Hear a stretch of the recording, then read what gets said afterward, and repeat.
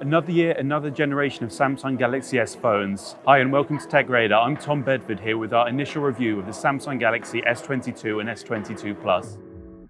The Galaxy S22 and S22 Plus are modest steps up from their S21 series predecessors, but you'd be forgiven not for noticing by looks alone, because very little has changed in the design department. There's the same contour cut camera bump and they're basically the same size too.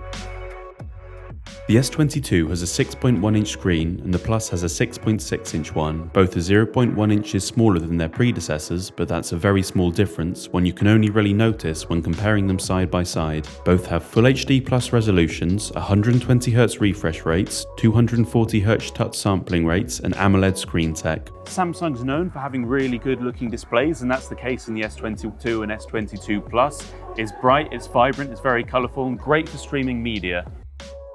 In the US and Asia, they have the Snapdragon 8 Gen 1, but in Europe and other regions, it's the Exynos 2200. Both will provide roughly similar processing power, but we've previously found Qualcomm's Snapdragon chips often outperform Samsung's own Exynos ones.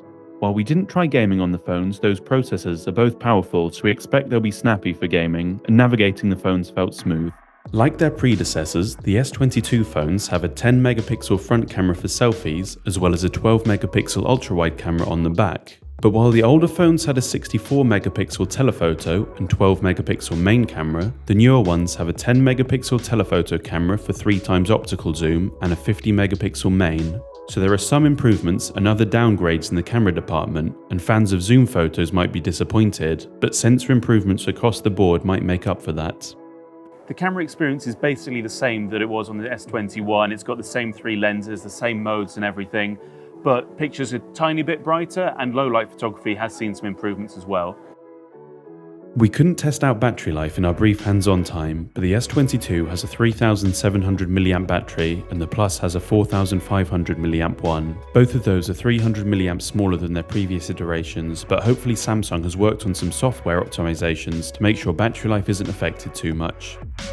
When it comes to charging, the Galaxy S22 Plus is getting an improvement that its little sibling isn't. While the smaller phone is sticking with 25-watt powering, like previous Galaxy S phones, the Plus is jumping up to 45 watts like the Ultra. In the modern age of really fast charging mobiles, 45 watt isn't that fast. It's pretty middle of the road, but it's at least faster than 25 watt. Charging time will likely be on the far side of an hour. The phones run Samsung's One UI, this time laid over Android 12, and the big upgrade here is the Material You theme that lets you change the colours of menus and settings based on your backgrounds. Overall, these two phones are pretty similar to their predecessors. They're a little bit smaller, they have slightly different cameras, and they've got a few software tweaks. The prices are the same as the predecessors, so it might not be a better purchase considering the Galaxy S21 might be cheaper now. Thanks for watching our early review of the Samsung Galaxy S22 and S22 Plus. I'm recording this right now on the front-facing camera so you can see a little bit of how it looks. We'll have full reviews of these phones coming up very soon, so stay tuned for that.